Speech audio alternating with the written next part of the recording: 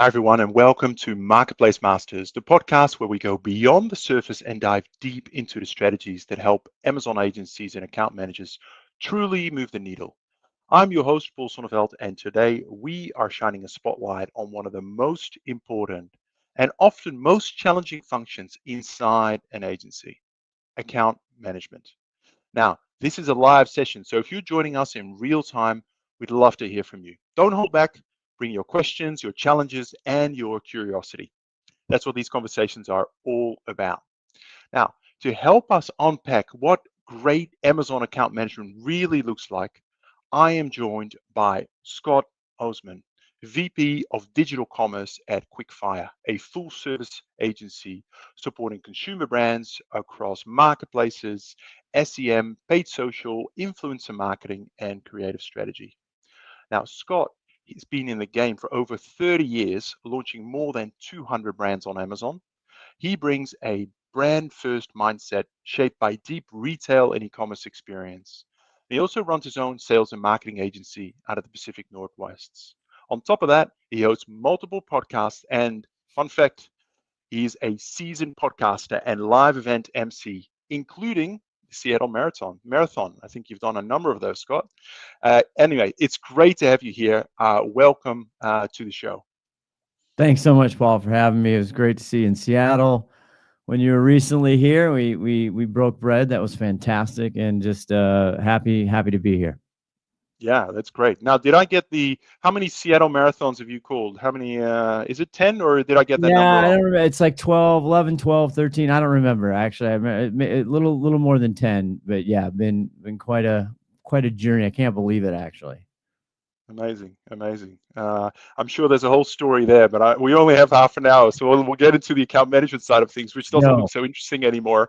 It is a very hot topic, though, very hard to scale, very hard to do. So maybe let's just set the scene, Scott. Like you've been in this industry, for a long time. You've seen the evolution of the Amazon agency space really firsthand. How has your view of account management changed over time? It's probably a big question, but at a high level, how has it changed? I mean, it's like everything. It's changed because of the technology, because of the influence of advertising. When I started managing businesses and brands on Amazon, we didn't have what today is Amazon ads. We didn't have it. So that has changed. Operational, the complexity, the volume, the scale, all of that has changed. But the simple do's and don'ts and best in class account management has been around for a long time. I know things apply not only to Amazon, but across the board. When I started my career, I managed small specialty independent retailers in the Northwest, Pacific Northwest of the United States, and then grew up to key accounts and bigger ones and department store and national accounts and all of the things. A lot of the principles I'm going to talk about today are still very vital. And as I built our agency back in the day and hired account managers, all of these things became critical, and a lot of lessons learned.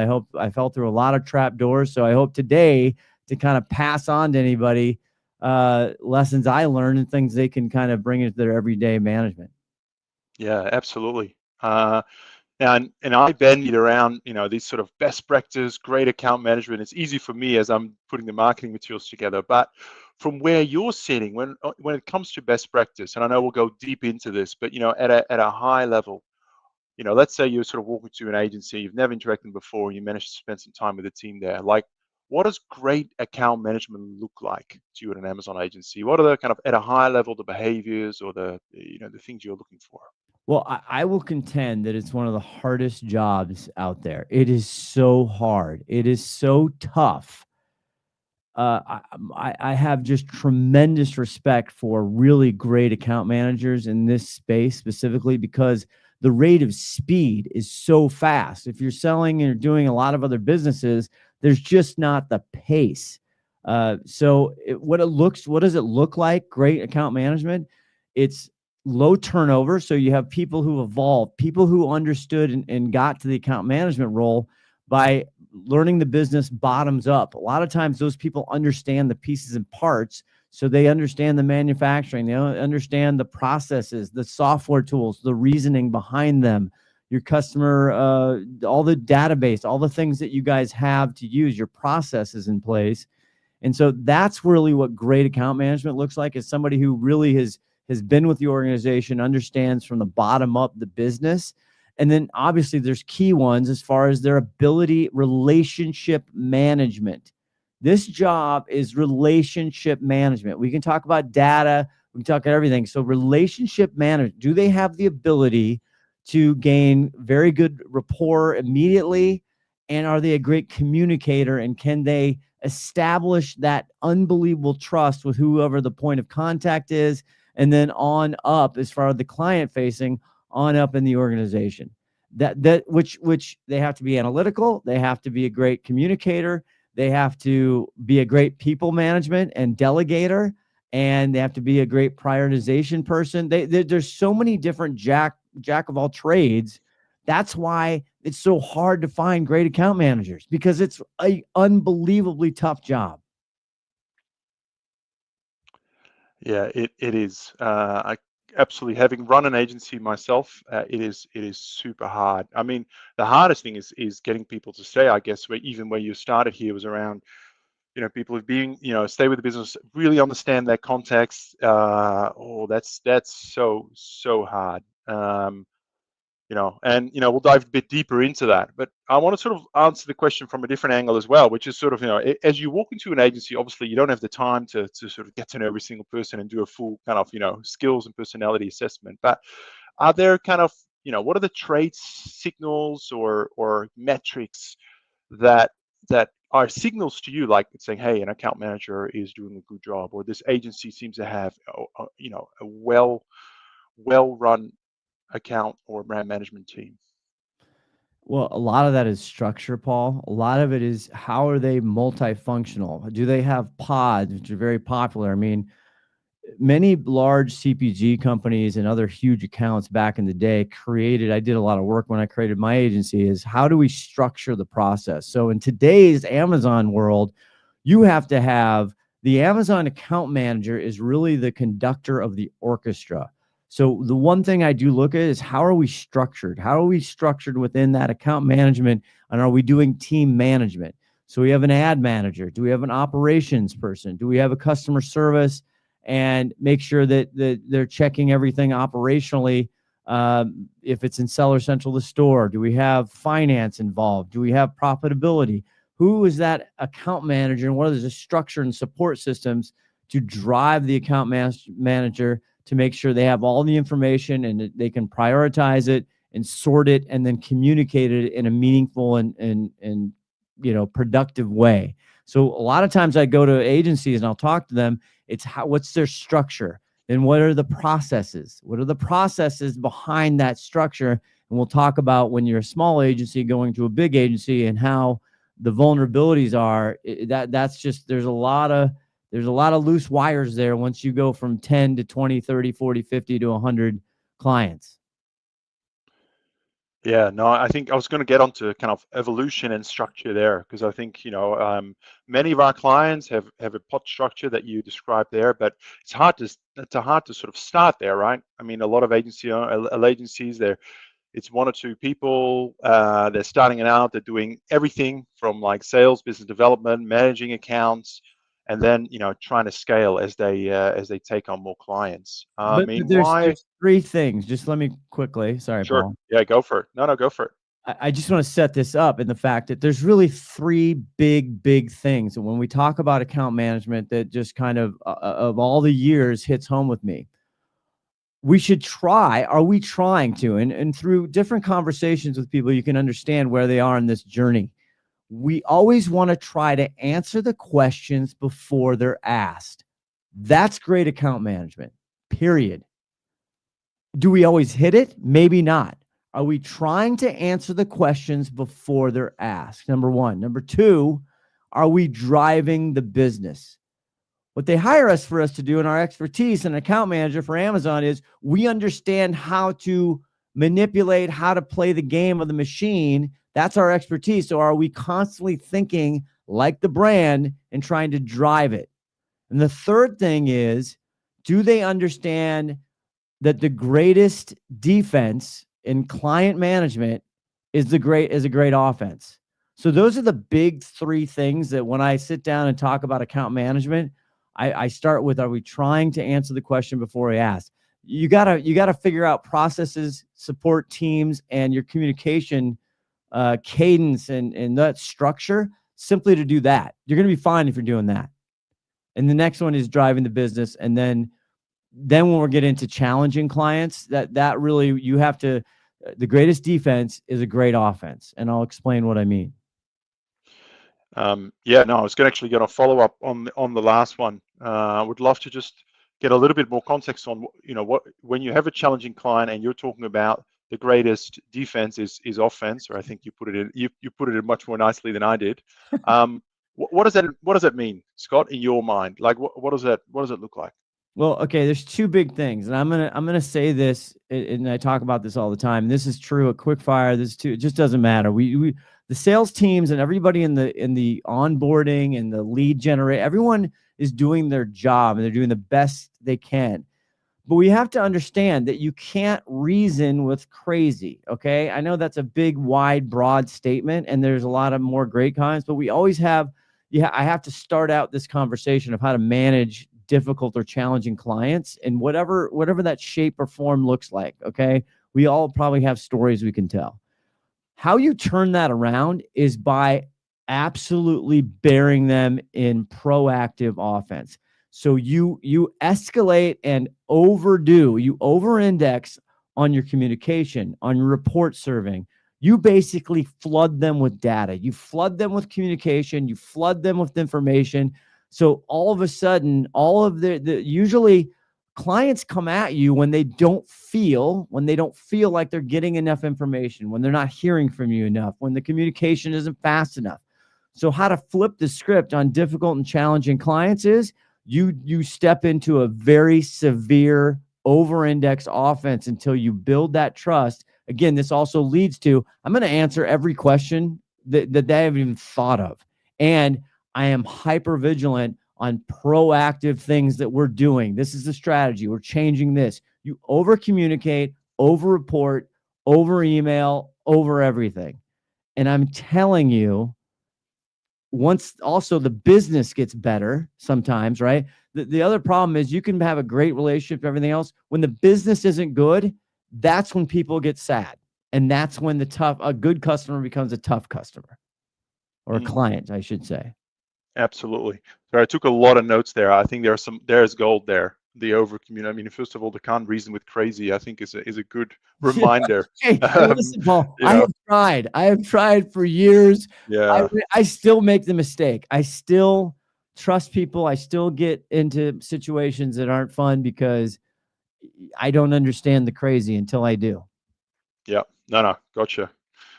So I want to go back to your kind of three big things, which absolutely resonate with me, and appreciate you clarifying, going much deeper on the last one.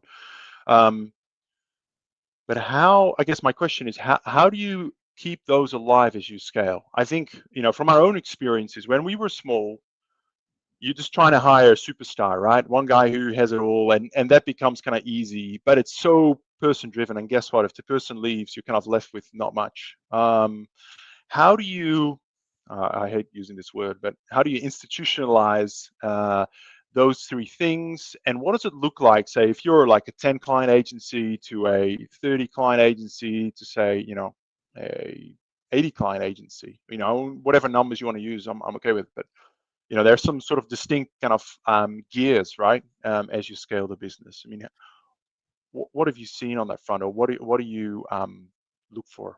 Well, it's extraordinarily difficult. So the people that are doing it at a successful rate, and I don't mean about their LinkedIn post or this, that. I mean, if you dig down deep and you talk to the owner or operator, and you might have had this thing, how is it really going? Because the problem is, and this is in many businesses, but the problem with agency life is, you're a Ferris wheel, okay? People get on, people get off. It has no determination, or it's no reflection on the job you did or the outcome that you delivered for the price you charged. Many times, somebody gets hired, your point of contact, the new vice president comes in. There's multiple things. They consolidate. We've all been through those. So trying to scale the agency, number one, is hard because it's a natural Ferris wheel. People get in, people get off. You're just standing there hoping you got a good pipeline. And what I'm talking about is the challenge to scale really is the core root is it's because it's diversifications. You have too much volume. So in all of the agencies that I've been, and again, I was a small agency. We merged, became a bigger agency, and then we merged again and became a ginormous agency. And we fell through all of these things, and we struggled big time. We tried to put process and structure, and we created pods, but we had huge liabilities because not only did the account manager have too large of a client base, and the size and type. This is another trap that agency fall into. Hey, this person has 5 accounts. He's got capacity. She's got capacity. We're going to put 2 more accounts on them. Well, all accounts aren't created equal, Paul. And I think we've all experienced that if you've been in this business a little bit, is you could have one that's doing, it's not just a dollar amount per month they're doing that translates perfectly to the time inventory, to the management, to the amount of resources you, the account manager, or the team is going to put towards. So if you have somebody who's understands that, that's it. The problem always is, again, come back. You can come back, Paul.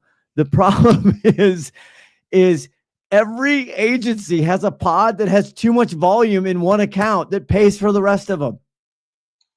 Yeah, the cross-subsidization piece, right? That's the problem. And it's always, and we want to move, oh, this person, well, we have a personality. We think that this client point of contact will mesh well with this type of style and personality.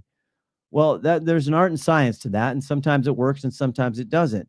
But that is the crux of it is you have account managers that have only so many time in the day, and they have too many accounts and too many people, and their base level, their balance isn't right. And then honestly, that's a trickle down, because if the biggest problem we had, and I see this all the time, is the poor ad managers. So now we have to have full-time ad managers on certain account base. Well, because of programmatic, because of software, hey, my ad manager can handle 15, 20 accounts. Can they? Are we really getting a quality? So the challenge is the team management style. The pod has to be really thought through, and each client has to be thought through on several levels of what it's going to take to give the service that is appropriate and that will return the highest, again, happy outcome, happiness meter, and also revenue. Because you put the highest cost people on the biggest account, that's where it's hard to make money as an agency. Does that answer any of those questions, Paul, or am I? Well, I still want to go back to I have 2 questions. I mean, let me ask a direct follow-up question here, and then I want to go back to the structure piece. So the direct follow-up question here for me is, let's say the sales team, the BD team, they've just signed up this wonderful client, and everyone's excited, right? And they're all head home for the weekend, and you're probably the VP of brand management. You go, right, where I'm going to put this client, which pod is it going to go in, how we're going to, all of those considerations. And it's hard to give a theoretical answer here, but what are the things that you're going to look at in terms of the client characteristics beyond personality? I think we understand the personality bit, and you want to make sure that people don't kind of clash and bang heads. But beyond that, what are the key kind of business dimensions or metrics you look at in order to assess, hey, where am I going to put this? What is the amount of resource we're going to put in that? Like, what are the considerations there? So this is every situation is customized. So I'm going to give you a broad answer, everybody. Yeah. Okay. Yeah. But you have to do it in depth. We did this a lot, and we still do this. So not only do you have to look at the assortment, right? The catalog, but you have to look at the revenue. Is it an 80-20, right? Is 20% of their ASINs doing 80% of their volume? Is it just a vendor or seller account? Is it 1P, 3P? Is it a hybrid that actually adds complexities? Then you want to look at their ad revenue, right? Well, how much are they this is a great question. How much are they doing ads a month? Okay. Are they doing PPC search? Are they doing DSP? Are they large enough where they're into streaming TV and these are added complexities that you're going to have to need resources. Second big thing that I think is missed a lot in this is what is the evolution, or where are they as a brand? Do they have large distribution? Am I going to be fighting? is one of the things is the complaints, hey, I want somebody to get control of my listing. Okay, so there's another weight on the agency if you have a brand registry or transparency. There's other mechanical things that you're going to have to do to put to this account to solve some of these things. The last thing is not only what's their distribution and what's their evolution, what are they doing outside of Amazon? And this is a big thing that has changed just in the last 5 years as far as an Amazon account manager. When you assess where I'm going to put this, how much traffic, how much work, how much money are they spending off Amazon? Because the input and the effects of how that is on the account management, ad management, operations, everything else is larger than it's ever been. So I want to assess, because that's going to tell me, God, if they don't have anything going and I can't get any brand traffic, I can't get all these things, how difficult in that category. And we also just to sum it up is you definitely assess category and competitive set. How hard is this going to be? Because the harder it is, the more time and resource it's going to take. Does that answer? I think there's a Captain Obvious, but I think there's a lot more.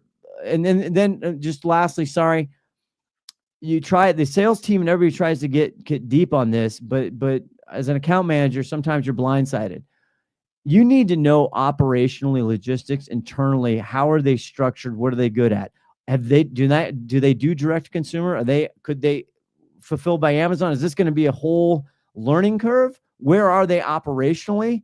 Because that also will inform you on where's the right place and how many resources are going to need.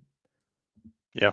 No, I got you. That's a great checklist, by the way, Scott. I'll have to rewatch this episode and put your name on it. But I think there's because you're trying to assess if I've got 10 clients or 8 clients, right? And the problem with this, they try to look at like a factory, right? If I've got capacity, I got one person, they're really good. How much capacity levels? Well, we're not a factory machine. It's a service. So I implore people that are looking at this, you want to look at service industries, not product industries. Sure. Because the service and the intensity of time and resources flows up and down. Yep. Yeah. No, I completely get that.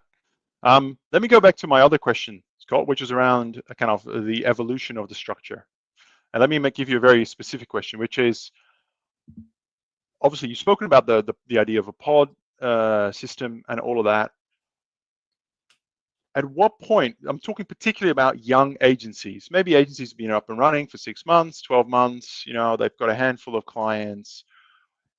At what point should they seriously consider moving to a pod structure? Obviously there's cost implications involved and affordability and all of that. I mean, and I just don't have an easy answer on the transition here, but what advice do you have around how to tackle that transition and evolution in terms of account management? This is a dollars and cents, and I learned this. Unfortunately, I wish I would have learned it faster. So what you have to do is you have to take the client set, right? The revenue set that the agency is getting from that client set. And this is a margin analysis. Okay. This is, and I see the question here. Should I answer the question? I love it. What's a pod structure? So pod structure is what I'm talking about. Pods is, and this has again been around forever, is you have the account manager, then you have ad manager, then you have an operations manager, then you have, if it's finance, if any other parts of it, you have a team, you have a team structure that is assigned to a specific client. So you have a brand manager, you have an assistant brand manager, you have an ad manager, you have an operations manager.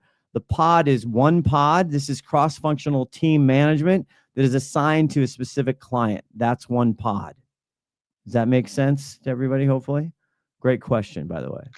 Thank you, Andrea. I really appreciate that. So what was the original question as I got distracted, as I do?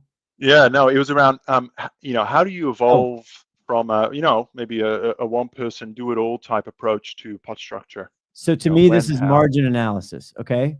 You take that client set, the amount of revenue, and this becomes to a tier, because you're in a small business. When you go from a single operator to you're going to go hire people, and now you have a lot of flexibility in fractional contractor help, which I highly suggest to do that, actually, because that can ebb and flow and constrict and expand with you. But it comes down to margin analysis. Okay, I've got X amount of revenue with this client set.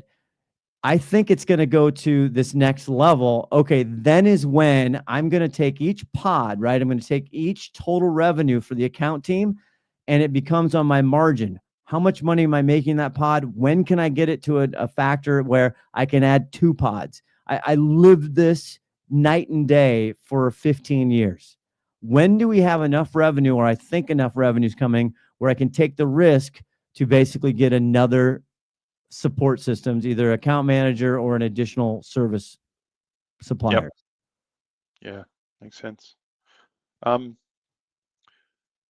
me talk about kind of, I know it's about dollar and cents, but as a broader question, which is here around, how do you balance offshore versus onshore, right? We deal with a whole range of agencies. Some of them are 100% offshore, not 100%, 90%. Some of them have a deliberate strategy, right? Everything onshore.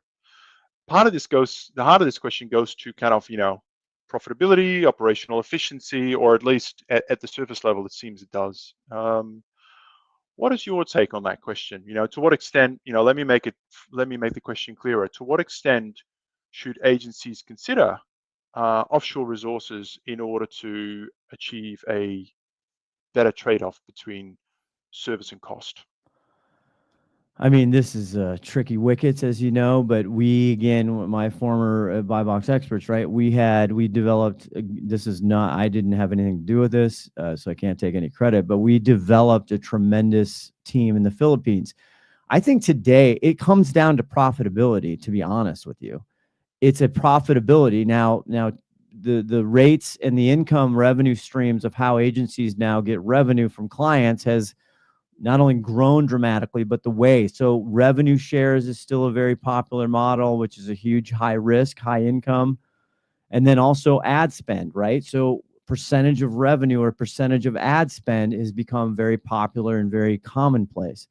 So I think offshore is actually, it's got to be some part of your business. This gets back to, if you have great account managers that are actually great leaders, and they're great leaders in the fact that they understand the relationships and they build relationships within their team, their support team.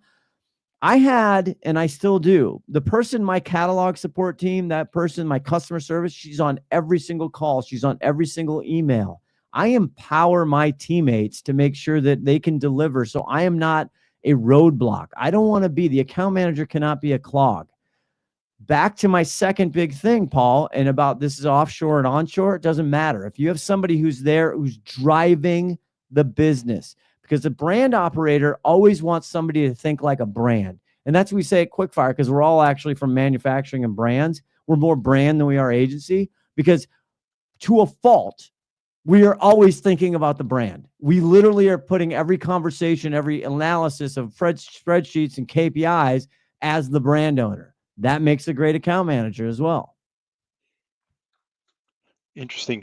Very interesting. I think you're saying it doesn't matter, right? But I guess if you can make it work, then it doesn't matter, because it should unlock some better profitability, right? So having it a should. good mix. And the other thing is, I'll just wrap it up, and I know we're getting close to time.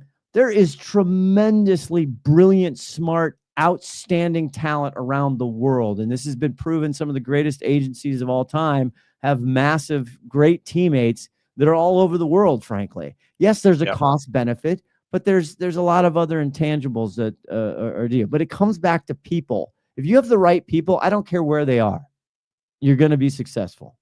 Yep. Good summary. Scott, I've got 1 or 2 more questions for you. I know we're at the half an hour mark, but I'd love to we've spoken a lot about structure and how you set things up and what you're looking for.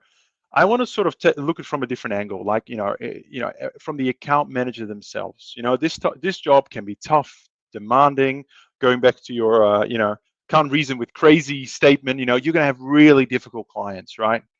But then there's also the bit around, you want people to stay around for a long time. There's a lot of knowledge there, the relationships, all of that.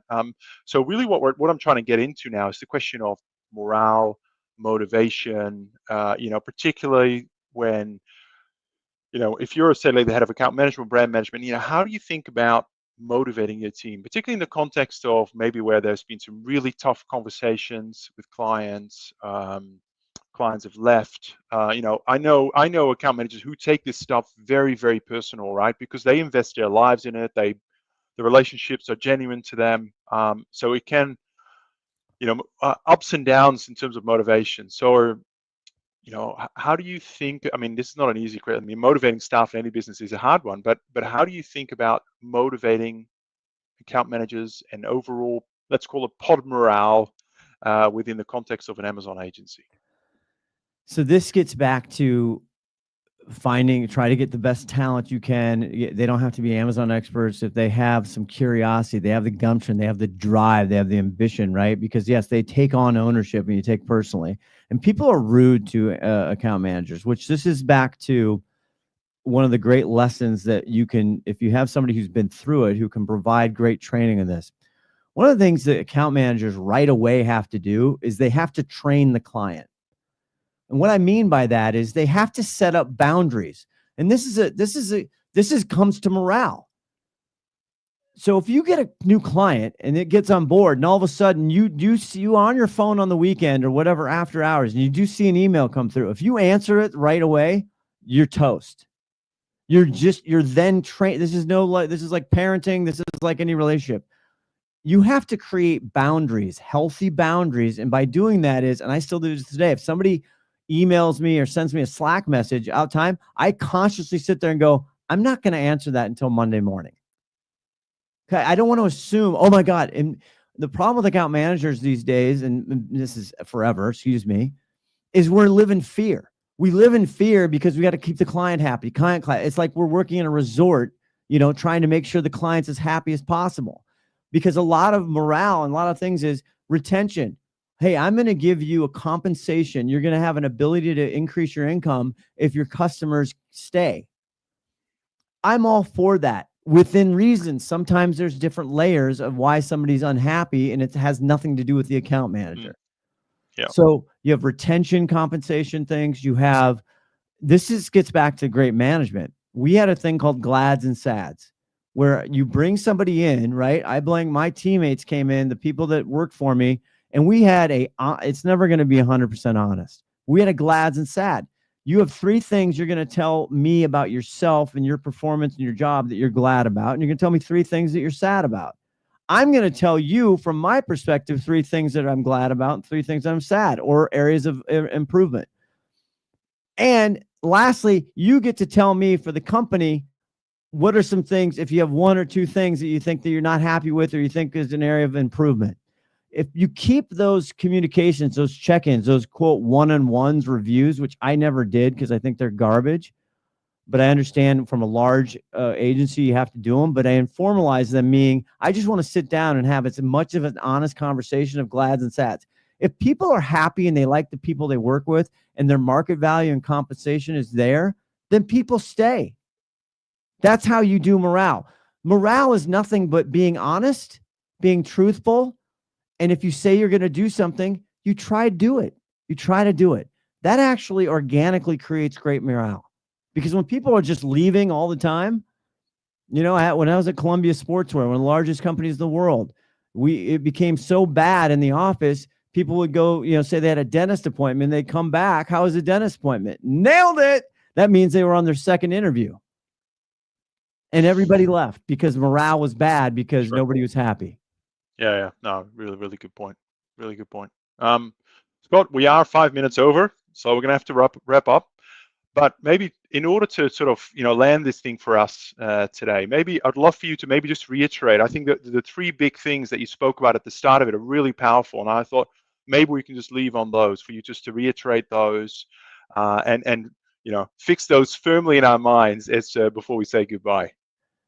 This is if you wake up every day as an account manager on Amazon, this will serve you anywhere. If you have client-facing jobs, if you wake up in the morning and you're looking at Seller Central, Vendor Central, whatever, all your analytics, your dashboard, your Merchant Spring, by the way, your dashboard, what questions do I know? And listening to my client, knowing my client, can I answer some questions before they're asked? That should be your high mark. That should be your goal every single day, every single quarter, every single month, every single year. I'm going to try to answer questions before they're asked. If you do that, I'm telling you, you're going to have a really good career. You're going to be successful and the client's going to be happy. Second of all is, am I driving the business? Am I thinking like the operator in creative and working with my teammates and instilling a philosophy or a mindset that we are going to drive the business? Okay. The last thing, Paul, is we're going to have problems. Okay. Business is going to be up. Business is going to be down. Clients are getting unhappy. We're getting new people.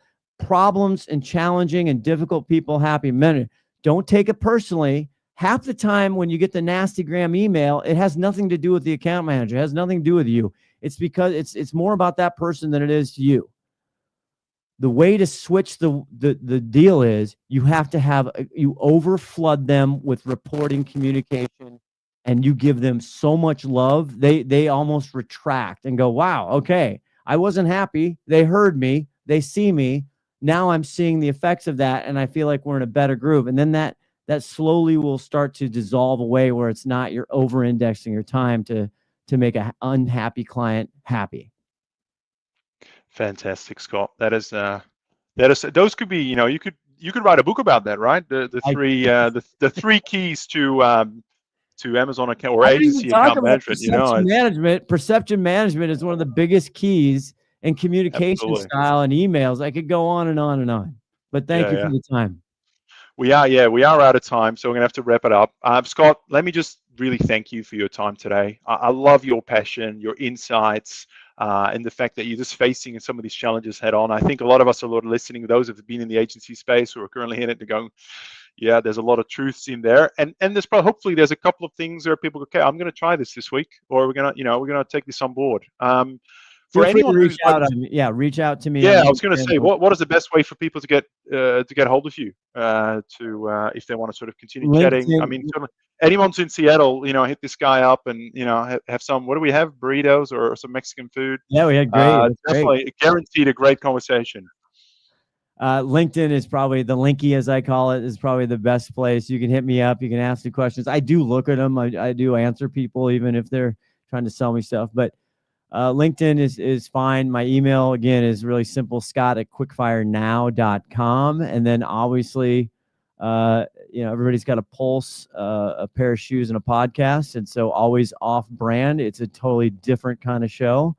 So you can always reach us through that as well.